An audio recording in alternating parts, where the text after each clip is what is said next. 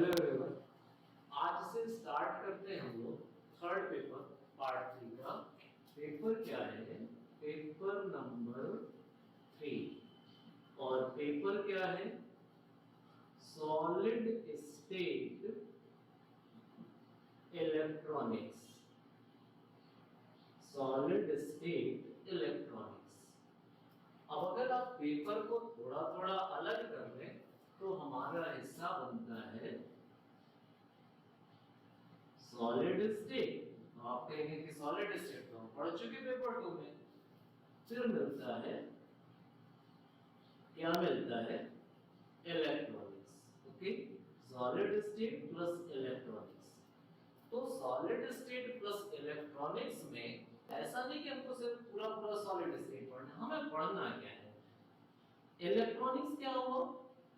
Electrons plus dynamics, मतलब हमें पढ़ना क्या था? Motion of electrons. अब मोशन ऑफ इलेक्ट्रॉन्स के बेसिस पे, मोशन ऑफ इलेक्ट्रॉन्स के बेसिस पर हमें यह पता करना था, क्या पता करना था? About resistivity, conductivity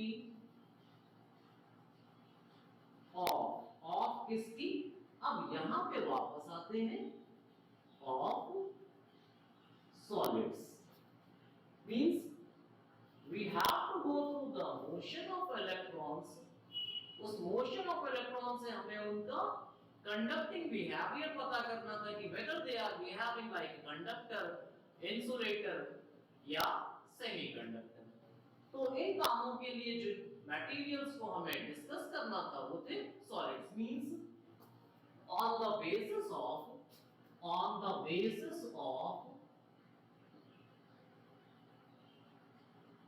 band theory, on the basis of band theory, the solids can be classified as, देखिए बेटर ये होगा कि आप साथ साथ नोट करते चलिए, नोट्स बनाते चलिए अपना। On the basis of band theory solids can be classified as. अब हमारे पास क्या क्या मिलता है? एक वो मटेरियल थे जिनमें रेजिस्टिविटी बहुत कम होती थी और कंडक्टिविटी ज्यादा होती थी, तो उन्हें हमने क्या कहा? कंडक्टर्स। इन कंडक्टर्स में यूजुअली हम किसकी कैरेक्टरिस्टिक डिस्कस कर रहे हैं? मेटल्स की। फिर हमें मिला वो, मींस दो ही टाइप मिला, वो जो कंडक्ट कर रहे थे या वो जो कंडक्ट नहीं कर रहे थे मींस इंसुलेटर्स। ओके, जो कंडक्ट कर रहे हैं कंडक्टर, जो कंडक्ट नहीं कर रहे हैं वो इंसुलेटर्स हो गए। पता चला कि कुछ सब्सटेंस ऐसे हैं जो कंडक्टर भी नहीं है, इंसुलेटर भी नहीं है, मतलब उनकी कंडक्टिविटी इनके बीच में कहीं लाई करती है। आधे कंडक्टर है, ठीक है, semiconductor. So on the basis of band theory, अब बैंड थ्योरी में आप आते हैं कि बैंड थ्योरी क्या थी? तो ये बैंड थ्योरी क्या थी? अब यहां पर हम थोड़ा सा डिटेल में डिस्कस करेंगे about formation of bands. We will discuss this formation of bands after this classification. So formation of bands क्या हो रहा था? कैसे कैसे इलेक्ट्रॉन, हम एक सिंगल इलेक्ट्रॉन, एक आइसोलेटेड एटम के एक सिंगल इलेक्ट्रॉन को लेकर के हम डिस्कस करते हैं कि वो कहां होगा। All of the energy will be कहां पे? इन ऑर्बिट्स में, इन शेल्स, सब शेल्स में जहां पर इलेक्ट्रॉन रह रहे हैं।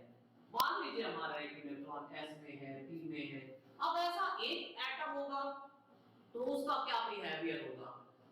ढेर सारे एटम अगर आसपास आ गए तो आपने ये पढ़ा था सॉलिड स्टेट में कि क्रिस्टल लैटिस का बिहेवियर एक आइसोलेटेड एटम के बिहेवियर से अलग होता है। So this formation of bands is based on a group of a large number of atoms behavior in the energy level. Okay, फिर हम आते हैं तो फिर क्या करना था क्लासिफिकेशन में। क्लासिफिकेशन में हमें ये तीन बातें मिली। इन तीन बातों को बैंड थ्योरी के बेसिस पर कैसे किया गया, हमें तीन बैंड लेना था। हमें लेना था, एक था हमारा वैलेंस बैंड, क्या था हमारा वैलेंस बैंड, एक था हमारा कंडक्शन बैंड। आप इन सभी टर्म से फैमिलियर हैं, वैलेंस बैंड, कंडक्शन बैंड, और इन दोनों के बीच का जो गैप था वो क्या था हमारा, बैठा लिया फुल फॉर्म, नहीं बैठा, चलिए लिख दे रहे हैं। क्या होता था, forbidden energy gap, forbidden energy gap. थोड़ा बड़ा करते हैं इसे, बड़ा क्या करते हैं, ये वैलेंस बैंड क्या था, वैलेंस बैंड वह एनर्जी लेवल था जहां पर वैलेंस इलेक्ट्रॉन पाए जा रहे थे। वैलेंस बैंड वह एनर्जी लेवल था जहां पर वैलेंस इलेक्ट्रॉन्स पाए जा रहे थे। तो वैलेंस इलेक्ट्रॉन पाए कहां जा रहे हैं, चलिए हम एक स्ट्रक्चर बनाते हैं और यहां पर हमने ये लिया, ये लोएस्ट एनर्जी लेवल था और ये था हमारा एक हाईएस्ट एनर्जी लेवल। इसे हमने कहा वैलेंस बैंड, इसे हमने कहा कंडक्शन बैंड, और ये जो बीच में हमने शो किया ये था हमारा फॉरबिडन एनर्जी गैप। तो वैलेंस बैंड वह बैंड था जिसमें आउटर मोस्ट ऑर्बिट वाले या वैलेंस इलेक्ट्रॉन्स ही पाए जा रहे थे, ये लोएस्ट एनर्जी लेवल था।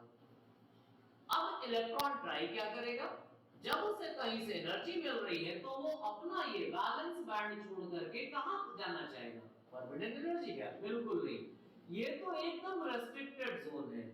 कैसा है, रेस्ट्रिक्टेड जोन है।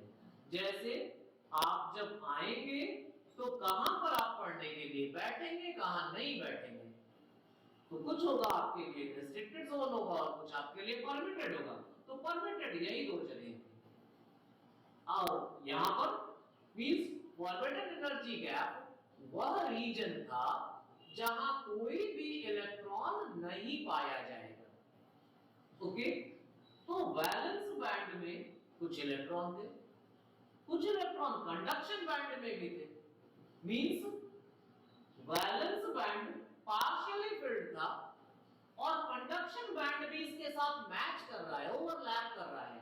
तो अगर ये स्ट्रक्चर, मैंने क्या कहा, कंडक्शन बैंड और वैलेंस बैंड एक दूसरे पर ओवरलैप कर रहे हैं, तो ये कंडीशन होती है, यहां से यहां तक हमने ये लिया, ये वैलेंस बैंड है। चलिए ऐसे बना देते हैं, और यहां से यहां तक ये हुआ हमारा कंडक्शन बैंड। इसे किसी दूसरे कलर से यूज करते हैं, चलिए ये हो गया हमारा कंडक्शन बैंड। अब इलेक्ट्रॉन्स जो है वो वैलेंस बैंड में भी है, कंडक्शन बैंड में भी है, मींस वो क्या रहा, valence band and conduction band overlap. तो इस तरह से जो delta E means forbidden energy gap equals to 0, and this is the characteristic of conductor. यह किसकी कैरेक्टरिस्टिक हो रही है, कंडक्टर की। अब फिर से जरा सोचते हैं, ऐसा हो जैसे ये स्ट्रक्चर हमने लिया, यहां देख के क्या लग रहा है, वैलेंस बैंड और कंडक्शन बैंड के बीच बहुत बड़ा सा गैप है। अब इस बहुत बड़े से गैप को पार करना मुश्किल है, यानी यहां पर तो वैलेंस बैंड से कंडक्शन बैंड में खाला के घर जैसे हम आते जाते रह रहे हैं, ये इलेक्ट्रॉन आ जा ले रहा है बिना किसी एडिशनल, बिना किसी एक्स्ट्रा अमाउंट ऑफ एनर्जी के। लेकिन यहां पर क्या हुआ, यहां पर तो बहुत बड़ा सा अमाउंट देने पर भी लग रहा है कि शायद ये नहीं जा पाएगा। तो अगर ये यहां से यहां तक नहीं जा पा रहा है, मतलब ये जो delta E forbidden energy gap जो है, if it is greater than 2 electron volt, 2 electron volt से ज्यादा का अगर ये एनर्जी गैप हो रहा है, then it can be categorized as कैसा, इंसुलेटर। अगर ये इंसुलेटर है तो यहां पर ये जो है ये कैसा होगा, completely filled. Okay, completely filled valence band हमें मिलेगा।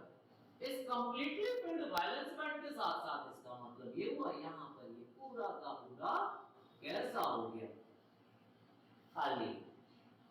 ओके, कितना भी एनर्जी का 2 इलेक्ट्रॉन वोल्ट से ज्यादा। अब अगर ऐसा हो कि यह ऑर्बिटल एनर्जी गैप ना तो जीरो हो रहा है और ना ही इतना ज्यादा हो रहा है, means orbital energy gap lies between किसके किसके, that of conductor and insulator. Conductor से ज्यादा है, इंसुलेटर से कम है। ये हो गया हमारा वैलेंस बैंड, ये हो गया हमारा कंडक्शन बैंड। तो इस वैलेंस बैंड और कंडक्शन बैंड के बीच में ये जो इतना हमारा गैप मिल रहा है ऑर्बिटल एनर्जी गैप, ये अबाउट 2 इलेक्ट्रॉन वोल्ट या उससे कम का हो रहा है। ओके, तो ये कंडीशन हुई हमारी किसकी, इस कंडीशन में सब्सटेंस या सॉलिड जो है वो कैसा बिहेव कर रहा है, एक सेमीकंडक्टर जैसा बिहेव कर रहा है। Here valence band and conduction band are partially filled. Valence band is partially filled. Okay, तो सेमीकंडक्टर ये हुआ, क्या याद किए, less than 2 electron volt orbital energy gap हुआ, ग्रेटर देन 2 हुआ, जैसे कार्बन का होता है अबाउट 6 इलेक्ट्रॉन वोल्ट। यहां पर क्या हो रहा है, ऑर्बिटल एनर्जी गैप 0 हो रहा है, मींस इस कंडीशन में यह दोनों एक दूसरे पर ओवरलैप कर रहे हैं। In this way the solids can be classified as number 1, number 2, number 3 on the basis of band theory. Okay, complete कीजिए।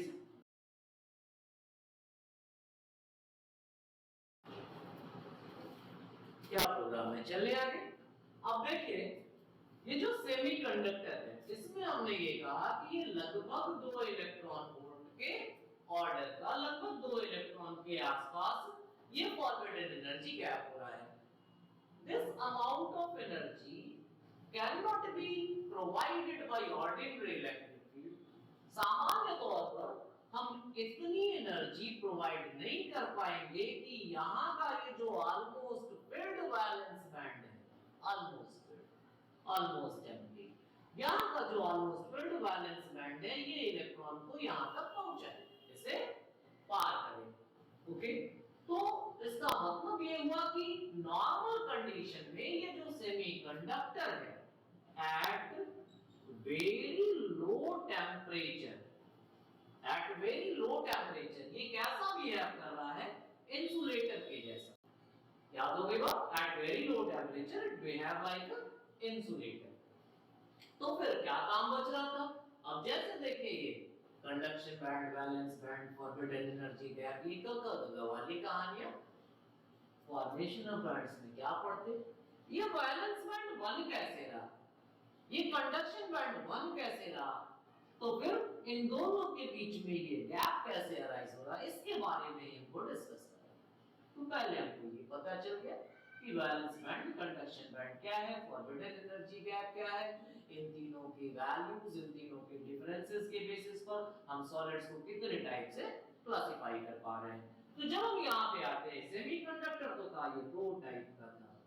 कैसा 2 टाइप का था, एक था हमारा इंट्रिंसिक प्योर वाला और एक था हमारा कौन वाला, extrinsic semiconductor. Means usually 4th group के जो एलिमेंट है लाइक सिलिकॉन, जर्मेनियम एटसेट्रा, यह इस प्रॉपर्टी को एग्जिबिट करते हैं, इस प्रॉपर्टी को इंट्रिंसिक, जबकि एक्सट्रिंसिक क्या है, 4th group plus.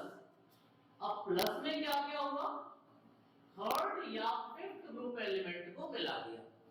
Means intrinsic semiconductor के साथ, दूसरे तरह से देखिए एक्सट्रिंसिक है क्या, intrinsic plus impurity, intrinsic plus impurity. ये इम्प्योरिटी कहां से आई, यहां से आई, और इस इम्प्योरिटी मिलाने की प्रोसेस को कहेंगे क्या, याद करते चलिएगा, डोपिंग। टाइप्स ऑफ सेमीकंडक्टर, ये कहां पर हम आ गए सेमीकंडक्टर से, टाइप्स। टाइप्स ऑफ सेमीकंडक्टर में क्या मिला हमें, इंट्रिंसिक सेमीकंडक्टर, ये प्योर फॉर्म ऑफ सेमीकंडक्टर था, usually fourth group element like silicon germanium exhibit this characteristic। Extrinsic semiconductor, since इनकी प्रॉपर्टी ये थी कि कंडक्टिविटी बहुत कम हो रही है, इनकी कंडक्टिविटी बहुत कम होती थी, क्यों, क्या था ये वाला मामला, तो इस वजह से हमें जरूरत पड़ी कंडक्टिविटी बढ़ाने की। तो ये पता चला कि अगर इस इंट्रिंसिक सेमीकंडक्टर के साथ थर्ड या फिफ्थ ग्रुप की कुछ इंप्योरिटीज मिला दी जाती हैं, इस फिनोमेना को इस प्रोसेस को डोपिंग कहते हैं। This process is called doping। अब ये डोपिंग क्या हो रही थी, इंट्रिंसिक में कंडक्टिविटी बढ़ाने के लिए कुछ थर्ड या फिफ्थ ग्रुप से क्या मिलाना, इंप्योरिटी मिलाना, इज कॉल्ड डोपिंग। और इस तरह से जो नया सेमीकंडक्टर हमारा बना वो एक्सट्रिंसिक सेमीकंडक्टर कहलाता है। जब थर्ड ग्रुप मिलाते हो लाइक एल्यूमिनियम, इंडियम एटसेट्रा, तो हमारा जो नया सेमीकंडक्टर बनता है उसे पी टाइप या पॉजिटिव टाइप सेमीकंडक्टर कहते हैं। जब फिफ्थ ग्रुप में लाते हो, आर्सेनिक मिला दिया, ठीक है, फास्फोरस मिला दिया, तो हमारा जो नया सेमीकंडक्टर बना उसे क्या कहते हैं, एन टाइप, ठीक है। अब इस पी टाइप और एन टाइप को मिलाने से इस फॉर्बिडन एनर्जी गैप पर क्या असर पड़ता है, या यूजुअली ये जर्मेनियम सिलिकॉन के फॉर्बिडन एनर्जी गैप क्या होते हैं, इस वाले काम से हम अगले क्लास में शुरू करते हैं।